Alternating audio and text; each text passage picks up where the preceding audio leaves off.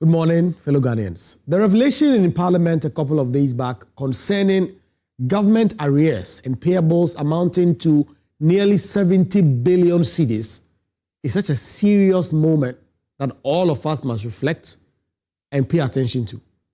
As we know now, Parliament has referred a special audit report on these arrears to the Public Accounts Committee after a verification exercise uncovered troubling irregularities, falsified documentation, and simply questionable claims embedded within the massive backlog of payments owed by the state to contractors and suppliers.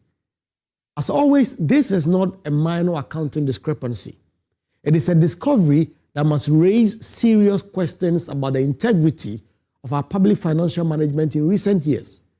The report presented to Parliament by the Deputy Finance Minister, Thomas Nyarko Ampem, on behalf of the Finance Minister, is based on a detailed audit that was conducted by the Ghana Audit Service, working together with two major international professional services firms, Ernst and PwC, who were brought in to assist with the verification and validation of arrears submitted to the Ministry of Finance by various MDAs.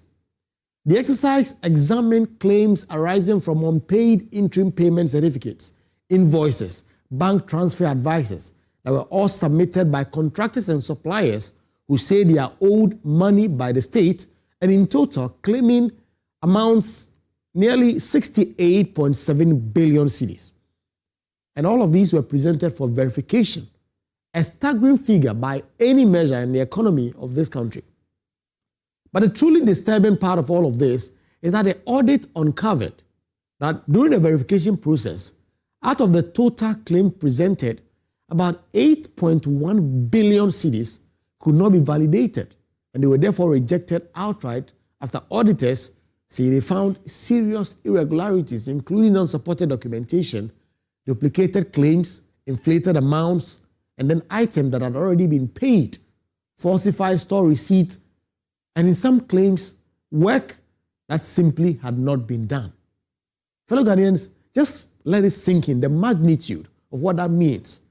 Because when auditors say claims could not be validated due to falsified documentation of work that was never done, they are effectively telling you that within the enormous pile of government arrears are embedded potential attempts to siphon billions of cedis from the public purse, money that belongs to the people of Ghana, and which could have been used to build schools, equip hospitals, repair the roads, provide water systems, or fund the countless development projects we need in our country.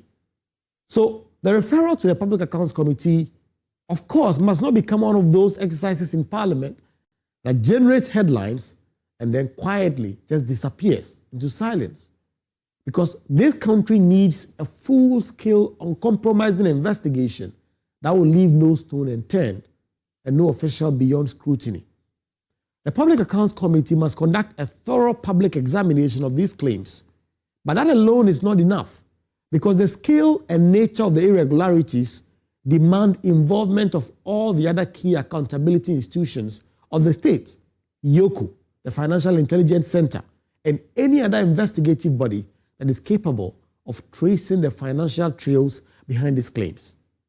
Every contract must be examined, the invoices must be scrutinized, the payment trail must be followed, and where individuals within ministries and their departments and agencies or private contracting firms are found to have colluded to fabricate claims, inflate payments, or duplicate invoices, they must pay for this. The consequences must be swift, it must be severe, and it must be dire. Because at the end of the day, these are not victimless financial manipulation on paper. They are a direct attack on the collective resource of this nation.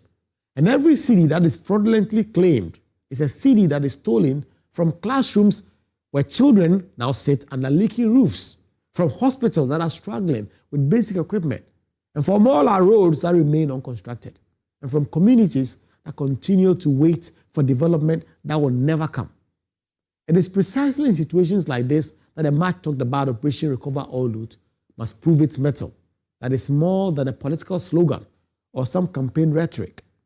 Because if the investigation confirms that public officials or contractors collaborated deliberately to manipulate the system to steal public funds, then this country must see decisive action that not only recovers every possible cedi, but holds those responsible accountable before the law. Citizens are not interested in endless committee reports and all those political debates in Parliament, the carefully worded statements that acknowledge wrongdoing without any consequences. What the country needs now is a demonstration that the era of treating corruption as an abstract moral problem, rather than a criminal act with real penalties, has come to an end. If billions of cedis have been claimed fraudulently or diverted through falsified records and fictitious work, then those responsible must not only be compelled to cough out every stolen cedi, but must face the full wrath of the law. The sanctions must be severe enough to send clear signal across the entire public sector that the looting of public funds will no longer be tolerated. Because until Ghana begins to impose real consequences for economic crimes of this magnitude, the cycle will continue, where every new administration will inherit mountains of questionable arrears, pretend to launch investigations, and then eventually move on without fundamentally altering the culture that allows such abuses in the first place. So this is a moment presented, an opportunity not only to uncover the truth about that 8.1 billion cedis in the rejected claims, but also to restore public confidence in the systems that are meant to protect the nation's finances. And that will only happen if the investigations are thorough, transparent, and followed by decisive action. 68.7 billion cedis is not just a number to be buried in audit reports. It is the accumulated obligations and financial decisions of the governments over the years. And if within that figure lies billions of cedis in fraudulent or irregular claims, then the country must confront it honestly. We must investigate it relentlessly and ensure that those who are tempted to steal from the public are held fully accountable. Good morning, fellow Ghanaians.